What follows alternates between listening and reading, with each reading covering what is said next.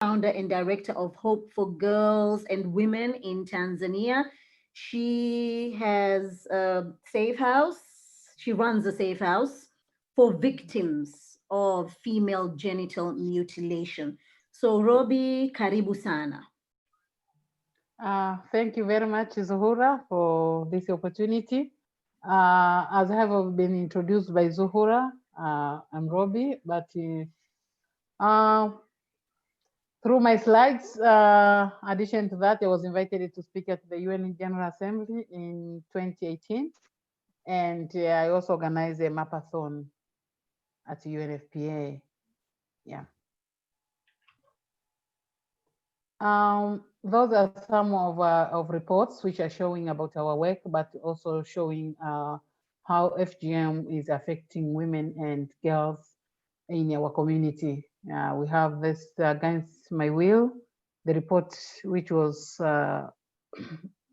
prepared by UNFPA, and also Refusing to Be Silenced is also talking about my story, but also about our safe house work.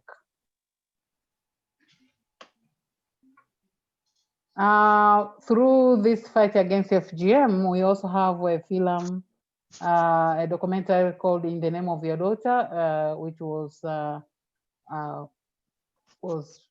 been filmed by Giselle Pochonier, a lady from Canada, who helped us to document our work, showing how we work in our safe houses and how we fight against the FGM, creating awareness to the community. Yeah, and it was taken from Serengeti district, one of districts in Mara region.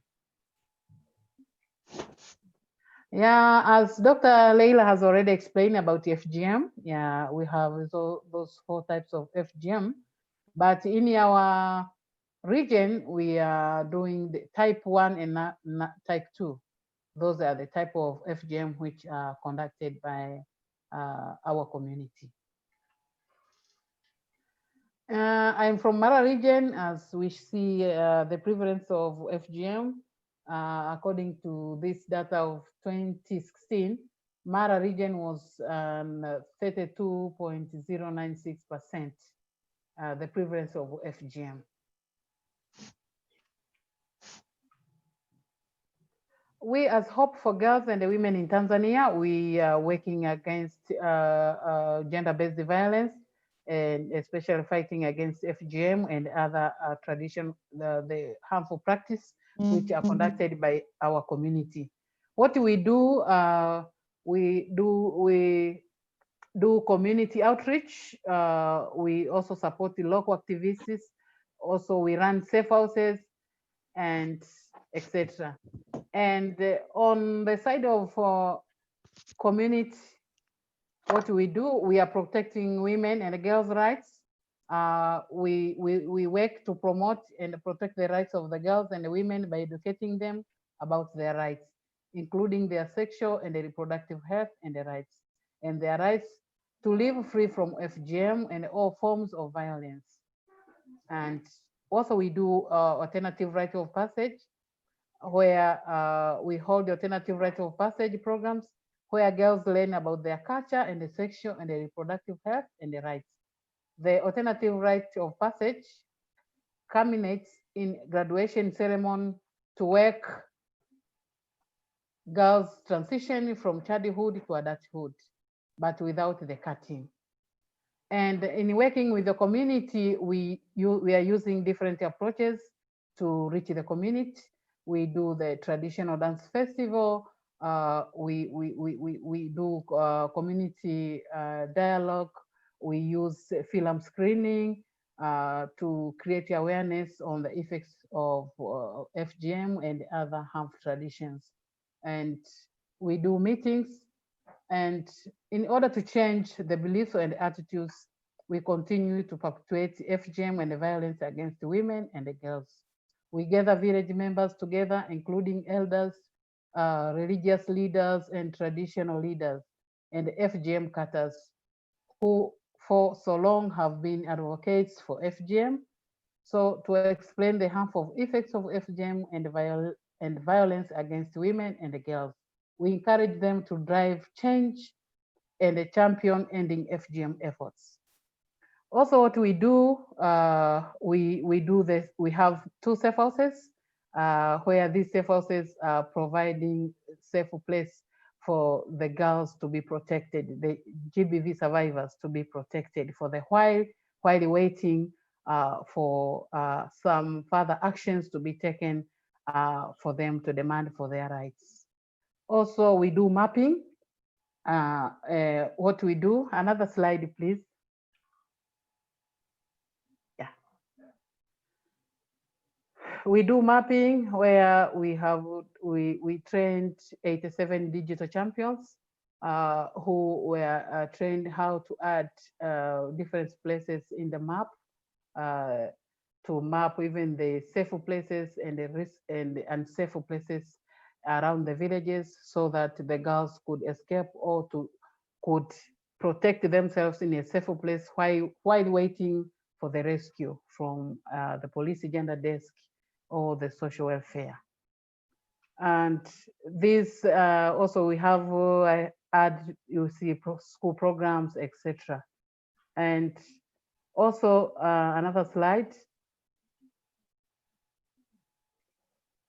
Yeah, it's about mapping. These are some of our volunteers who are doing mapping in the villages, adding different places, adding some social services which are found in their villages. Yeah. Yeah. So, Sorry, I went too fast. Yes. Another slide. We also train the police gender desk on how to use mapping so that during the rescue of the girls, they know which road is good for them to pass through or how could them reach that place in easily way so that they could do to rescue the girl without be late in that. Also, we use the map in help us to plan which road to use, but how much diesel is used from our offices to that village. And through these digital champions, we have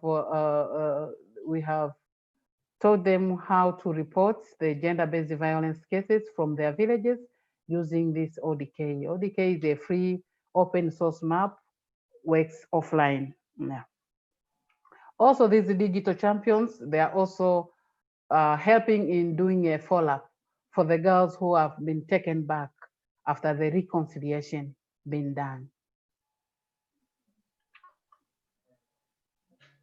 Yeah, you can see how now we as HOPE, we collect the data using ODK, and it is something which is very easily help us to do data analysis. As you see, whatever we receive a girl, even today, if you ask how many girls received, it is easily for me to say, or from last week, or since we have started. Okay, Rhobi, 2 minutes to go. Yes, another slide. Thank you. I'm about to finish. Apart from FGM, we also have some other harmful traditions. I would like to mention them, like child marriage. We have the cases of wife battery, nyumba ntobu is a women marrying other women. In the community, we have women inheritance. So creating awareness in the community, we are creating awareness upon all these forms of violence, about these harmful traditions which are hindering women and the girls' rights in our community. Thank you very much for listening. Thank you. Thank you very much. Thank you very much, Rhobi Samueli, for your lovely presentation. So if anybody wants to ask a question, please, you can raise your hand or write it down on the chat. I will read it loud. Kama kuna mtu yote ana swali kuhusu ukeketaji, tafadhali unaweza ku raise your hand au kunyosha mkono au ukaandika swali lako sehemu ya chat. If I go to Dr. Leila while I'm waiting for somebody to raise their hand, Dr. Leila, I remember just a little bit. I think it was the first stage, just a little bit. So what's wrong with that? Okay, thank you very much. What do you think if I think just cutting a little bit? I mean, if anybody else, not me to answer that question, what do you think about the idea of cutting just a little bit of somebody's flesh without analgesia, without any pain relief, without consent of that young girl? And when she grows up, when she found out she doesn't have that part, and when you don't understand the function of that part, and when you don't understand exactly what are you making that young girl to miss out when she grows up. I think if you think about all these questions, that's when you'll understand it doesn't matter that what is a little bit has been removed. It doesn't matter. Would you agree to have part of your body removed? Like when you say a leg, it's important because you want to be able to walk. But just to get cut something, if I come with a knife and just say, can I just cut a little bit of your finger? Would you allow me to? I think not that I'm justifying, but their argument is there's no effect, because most of the effect that you've mentioned, it's usually, I think, for the third and the fourth stage, and they claim that, oh, it's not a lot of blood. You don't lose a lot of blood if you just cut a little bit. So that's their argument. So yeah. So that's what I was trying to justify, just to make everybody see then what it means, and that it does not matter, it's just a little bit. Because it's not just about losing a little bit of blood, it's about that part. When they say remove the small part, that part is the clitoris. That part is the clitoris. That small part of our external genitalia is the clitoris. That's probably the most important part of the external genitalia. It's full of nerve endings. When you get touched, when it gets removed, it's very painful, it's very sore. Even when you touch yourself by wrong way, you can imagine how sore it is. So it's very painful. It has got a blood supply, which is called clitoral artery, and that's arterial blood. So unless you understand the anatomy there, when you cut that artery by accident, it can bleed to death. It's arterial blood. It doesn't stop by pressing. So if they do it wrong way, that's where they lose the girls, and they believe something wrong, whether the family has done something wrong, and that's why the death has happened, because the girl didn't comply with the ruling. That's why something bad happens. It's because they don't understand the anatomy and didn't understand why it has happened. So there's no justification of a small part. In my opinion, a cut is a cut. thank you, Dr. Leila. Please, if anybody has a question, you can ask in both languages, English or Swahili. So William Falton has a question for Rhobi. Rhobi, are you seeing any changes in attitude towards FGM in your communities? Thank you very much. Yes, I can see the changes. I have already replied there. I can see girls that stand up for themselves. They are saying no to FGM, and the boys too are supporting them. They do not want to marry a girl who have been cut. They know about the harmful effects of FGM, and that the future wife could die as a result of childbirth. But I can see more communities are aware of harmful effects of FGM. I have seen this in myself. Ngariba are laying down their truth and pledging to become champions to end the practice. Parents are changing their minds about cutting their daughters, and the law is being enforced. More parents and the cutters are being sent to prison. These are all showing that FGM is going down. Hey, just to add on that, Rhobi, you did mention you're from Mara, and if I'm not wrong, it's a male-dominated area, yeah? So how easy is it to convince the men that this is not a correct practice? Through our awareness creation, I can say we have managed even to convince some of men, and these men have changed their attitudes, and they are promising not to cut their daughters. Some of them are not doing the cutting, and they are staying with their daughters. Instead, they are supporting them to continue with their education. I can see those families in the community. But also, I can see we have these men anti-FGM clubs. in the community. We have men who are against the FGM, and they are just trying to educate other men about the effects of FGM and these other harmful traditions which are hindering girls and the women's rights in the community. All these are changes, you see. So for some men who are still rigid, still holding these traditions, these men, they are holding it because of their personal interests, I can say. Because some they're looking at their daughters like they're something to generate income for them, because they want to marry off their daughters so they get some cows as a dowry, so it could help them to sell and solve some family problems. So in such a way, someone like that, I think it is very, very difficult because there is some economic issue there. So he's thinking that if he will marry off her daughter, he will get some money for that. But there are some men, like traditional leaders, some who are still holding these traditions, they are also using this like a source of income. Because before the cutter starting to work cutting, they are the one whom they call the cutter. So we want to please bring your tools so that we can bless them. The cutter is taking the tools to them. They bless and they plan for the cost. How much is going to be paid to cut one girl?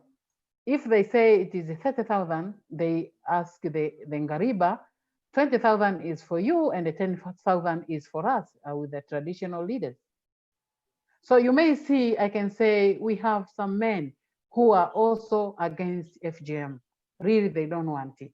And they're helping us in the fight and creating awareness to the community. Thank you, Rhobi. I have seen somebody has raised their hand, but before that, somebody wrote a message, KK. I think that should go to Dr. Leila. How does it affect their sex life? Thank you. That's a very interesting question to ask, because when we say how it affects their sex life, really, some of these women, they don't know even what they are missing, because they don't know what to expect as when they have that structure. So when you talk about this is affect their sex life, or if you ask them whether have you got any problem now you had the FGM, they would say no. And the answer to that is because they don't know what is otherwise would have been. But we know the function of the clitoris is enhancing sex, is sexual arousal. That's where you get the pleasure of the sex. That's when, as a woman, you feel when you want to experience that act of marriage, basically. And when you don't have it, you are not going to have any feeling like you would initiate. We are living in the world that women need to have that feeling so that they can have a certain mutual relationship, not like the initiation coming from the man and the woman is just a receiver. If the woman is not an initiator or they're not willing to have that act, it ends up in a domestic violence. Because we know men, there's no any happy relationship for most of the men without the sexual activities. And when the woman doesn't want it, that is the beginning, is the initiator of domestic violence. But when you don't want it, I want, it end up into the fight.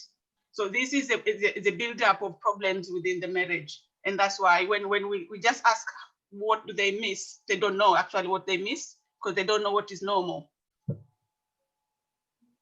Okay, I have a quite sensitive question here, but I'll have to ask it anyway. The same KK is asking, does it mean they don't come? The answer is most of them, they will pretend. When you talk to them, it's very personal. And most of them, they will say, you just do it because the husband wants it. So they just have to be a receiving end to have, because they know as a wife, of course, they went through the initiation, right? They have been taught that this has to happen, whether you want it or not. And also you want to have peaceful life. You love your partner somehow, you need to find a way of pleasing. So they just have to pretend. Some men, though, who have learned about the effect of this, they have gone together to work with their wife to find another way of pleasing their wife. and making the happy life with them. So there are some other countries, country like Sierra Leone, country like Guinea, where we have so many activists. Even their men come to the meeting and the conference, which they speak out how they've come to terms to help their partners so that they can have a better life because they don't have any feeling about it. Thank you very much, Dr. Leila. I'm sure KK is happy with that response. So now let London Black Women's Project, I think, has raised her or his hand. So please, you can open your mic and ask your question. Good evening, everyone. I work for London Black Women Project. Thanks for the invite. Rhobi, I'm going to I just want to find out what you're doing about the 16 days of activism which we are doing now, which is done in the hall, regarding your safe houses, who finance them? Is it charity or the government? Thank you very much. We are getting funds from different organizations or the individuals and good people. I can say we have this TDT, whom they're helping raising funds through Girls' Rights Fund. They're online. We have put in the link where they are supporting us to raise funds. We have some individuals who are visiting us and they promise themselves to support our work. We also receiving funds. We have been receiving funds for awareness creation to the community from Canadian Embassy, and we received from UNFPA for capacity building, and we are now having fund from FOCO Foundation with the funds to support our community intervention. Okay, that was one question. I think she asked another question as well. What are you planning to do during the 2 weeks, yeah? Yeah, 16 days of action, yeah. 16 days. We have a community intervention of having meeting with the men in our in Serengeti district, and we talk to them and discuss to them about the effects of FGM and why this is continue to some of the men. What could we do? So we are getting different informations, but also we create awareness to different men in the community. Again, what we do, we are going to do matching in Butiama safe house, matching, creating awareness surrounding the community about the effects of FGM and the other harmful traditions which are hindering girls and women's rights. And this is going to be performed by inviting our government leaders who will be invited and the community surrounding together. And then the girls will represent and just give their voices and saying how they feel about this bad tradition of FGM. Another thing we are planning to do is we're going to plan to have a mapping. We will organize a mapping session on 10th. Okay, thank you very much. I can see more questions. I'm not sure who's supposed to answer this, but I think let's go to Dr. Leila. Mariam Ali is asking, how does it affect when it comes to giving birth? Okay. The effect during giving birth, it depends to the extent of that cutting. So it depends on what type of the FGM the woman had and the scarring that left behind. The most severe form of FGM is type 3, as I showed earlier, where you get the external genitalia completely closed.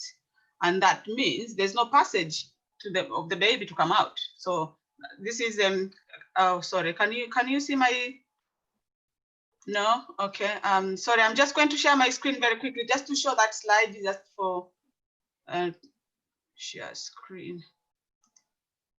Okay, can you see it now? Yes, we can see it. Right, so yeah, so this is type 3. As you could see here, probably I did it very quickly. So you can see how it's completely closed here. So the baby cannot come out. Basically, you have obstructed labor. Luckily nowadays it doesn't happen much because many people are more aware of this, and many healthcare professionals have been trained on how to deal with this. But in old days, baby died and moms died because the baby wouldn't come out, and they would wait for birth for that child to happen, and it wouldn't happen until the child will die. Or the baby will come through, but with explosion, basically, of that external genitalia, where the woman would hemorrhage because of the bad tears, and therefore the woman even can lose their life. With type 2 as well, is not that is better, because that part is being removed when you have the healing part here at the top. This is a scar. So normally scar tissue does not stretch as much as normal tissue during giving birth. You know, this area need to stretch to allow for the head of the baby to come out.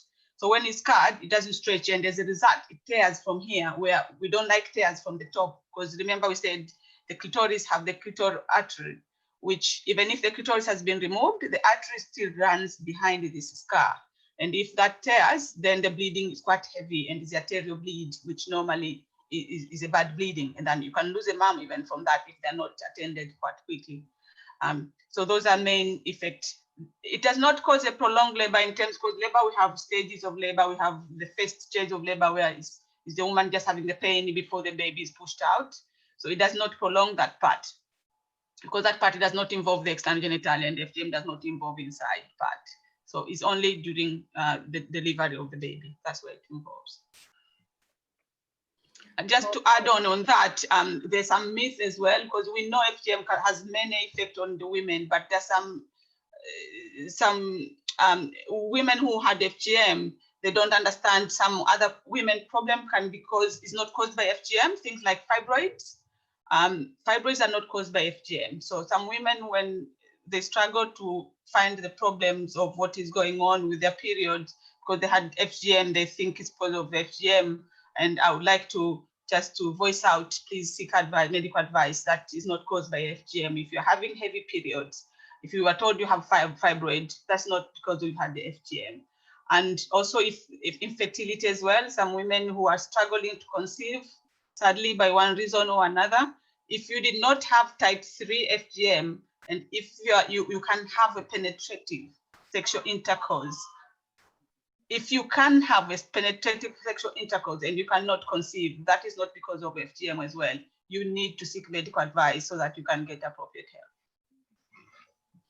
Thank you, Dr. Leila. Just to add, so if you have undergone type 3 FGM, basically what you're saying is that during giving birth, it becomes more complicated and dangerous, yeah? Correct.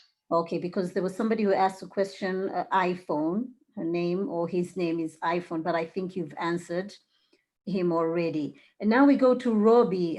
Uriza is asking, what services are there available to those women who have gone through FGM in terms of finding new ways of sexual pleasure?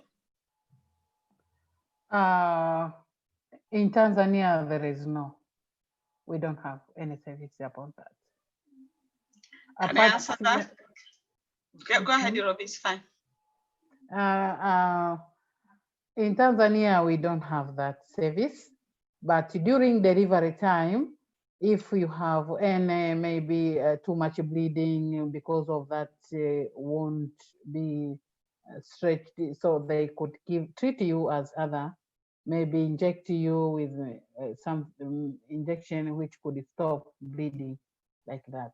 But I don't know if we have more service on that. Dr. Leila, you're Maybe. in the UK. Any ways? Yeah, so there have been some research or some other countries where they have tried things like to create a new clitoris. They say a clitoral implant, but we don't know how successful that is. For UK, that is not a practice that is available. But people who have more extensive experience, some health professionals who have extensive experience with women who are suffering with sexual activities with FGM, they suggest that these women, they benefit more from psychological counseling rather than from surgical treatment. So they benefit, they will have psychological counseling, and there's special units in the UK where there are the experts who have been specialized in what we call post-traumatic stress disorder, because this is all after trauma, what they are going through. So they have the people who are more expert and experienced in that. So they'll have counseling, they'll talk about it. And most of them, they get better. It does not necessarily require surgery. Those who benefit from surgery are those who are type 3, who had the clitoris not removed. Somehow they had their labia removed, and then the top part was covered. So the clitoris was buried under the skin. So these ones, once you open the top part, then you'll find the clitoris underneath. Those ones are the ones who benefit from surgery. But once the clitoris has been removed, there's no new clitoris which can be created. Thank you very much. I just wanted to add a question to Dr. Leila. Obviously, as you said, in the UK, they don't practice FGM, but still there are cases of FGM. How? Because of us. So when we so when we say UK, we mean for British people. That's what it means, but it's not UK as a country, because UK is a diverse, country. So there's so many people from different parts of the world who we came with our cultures, and that's why you'll find FGM all over the world. So there's no country in the world that FGM is not practiced. FGM is practiced in Canada, it's practiced in Australia, in New Zealand, in America, in UK, all over is practiced. I didn't prepare my slide about the prevalence of FGM in the UK. I thought we don't need that, but it's very popular.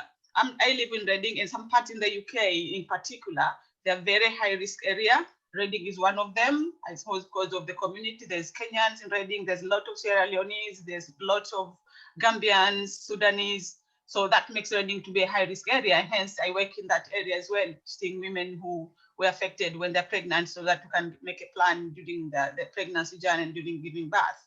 There are some places like Bristol, where you have lots of Somalis. There are places like London, which you have, again, Somalis in one part of London is like populated with whole Somalis. Some part you have lots of West Africans. So UK is quite common. FGM is very common in UK, and hence it's a big issue in UK as well, and hence the laws. The law of FGM to prohibit FGM in UK started since 1985. That's when the law was put to prohibit FGM. So it's that long. It's known that FGM is practiced in UK. Thank you very much. Any other questions, please? If you want to ask a questions, we don't have much time, but I would like to ask Rhobi. I know we talked about how difficult it is to convince men, but what about women? Because I believe the ones who are involved in cutting the women are women. Yeah, so don't you think we're supposed to educate the women first before you actually educate the men? Thank you, Zuhura. Our programs are always targeting both, especially women and men together. But women, as we know that, yes, we have some of women who are doing this cutting, but most of women, they don't want this cutting. Through our community dialogue, through the way we create awareness and programs to schools. In our safe houses, we are receiving these girls. And most of the girls, they are supported by their mothers to escape FGM.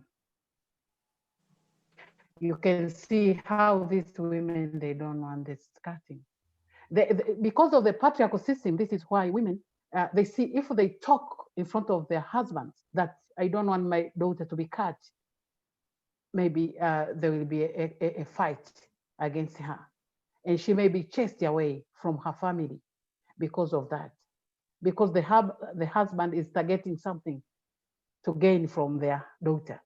So most of women, they are just supporting their daughters to escape FGM. Oh, okay. So things are changing. And why these women are keeping sometimes quiet. Sometimes if we empower these leadership skills and empowering them with generating income to stand for themselves, these women, they will protect and defend their daughters. Okay, I can see on the chat, Yuriza saying, and family members do take their girls back home to do the cutting there. So I think with other traditions, it's really serious. Yeah, so they actually take families back home. And London, a Black women who just asked a question said, many cultures from Africa here in the UK bring their own women to do FGM indoors. It's unlawful in UK, but summertime it happens a lot. So I'm just wondering, for those who bring women all the way from Africa to the UK, probably the parents approve on that. So maybe not all parents disapprove, but some approve. Dr. Leila, I don't know whether you have experienced any girls or women coming to you and complaining that although I'm in the UK, but yeah, my parents are forcing me to undergo FGM. Oh yeah, I've experienced some young moms who were quite stressed when they have baby girls because the family, they were stressing them out. They should take the girls home to their home country so they can get initiated. And yeah, it happens. And one of the other things that I've experienced is the women who, without their permission, when they go for holidays and they get their daughters initiated without their permission, when their grandmas take them to the market or they take them for sleepover, they sort them out before they bring them back. The problem is when that happens to those moms, sadly, when they come back to UK, if it's found that the mom will be persecuted. Luckily, when this kind of case, when I came across these cases, these women, they were first time to move to UK, and therefore, I don't know what the outcome of that case ended, but the law didn't cover her then because that happened before she migrated to UK. So somehow it was a bit of a complicated case. So it can happen either way. So this particular woman said it was not her interest. She didn't allow, but it was done. So it can happen. Thank you, Dr. Leila. So we don't have much time. If anybody has just a couple of maybe one or two questions, I'll just ask Rhobi one question. When they come to the safe house, how long do you stay with them until they go back to their families? When we receive these girls to the safe house, we are staying with the girls until that time where we have managed to do their reconciliation. Like now, I can say we have started the seasonal cutting, and the girls are going to stay to the safe house for 7 weeks. After then, we do reconciliation to their families. We do it in collaboration with the police gender desk, the social welfare, and the psychologists who we invite to do. We visit these families, we talk to the parents, each one face to face, telling them the effects of FGM, that the FGM is illegal in your country, they should stop it.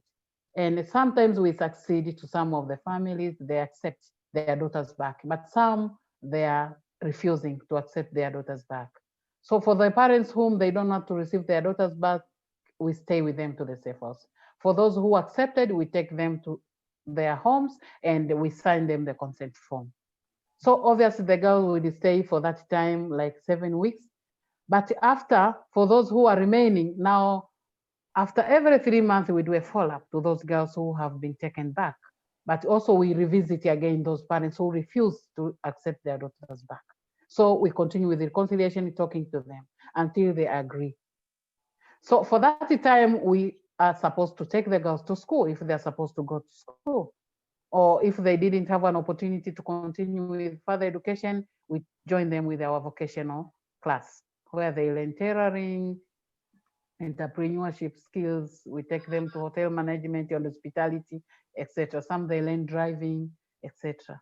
So for these courses, they are staying for 1 year. But if they graduated and we already reconciled with their families, we take them back. Very interesting. So there's a lot of discussions and meetings. So there's Leila Ahmed. I think, Rhobi, you can respond to that as well. Leila Ahmed says, I live in the UK and an aspiring midwife. How can I educate my own family from Somalia on the dangers of FGM when 90% of them practice it? That's a tough one, yeah? Dr. Leila? Yeah, I can That respond is, that, Leila. yeah, but I can say, I think you have to create awareness. You have to teach them about the effects of FGM.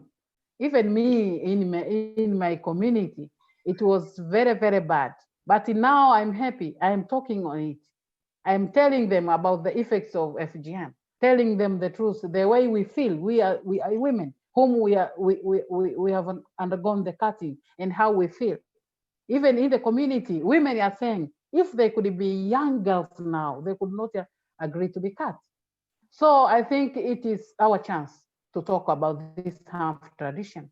Do not be afraid that many people are doing it, but they have to start. You know, changing is slow, but one day FGM will be history. We are not allowed to keep quiet. We need to talk.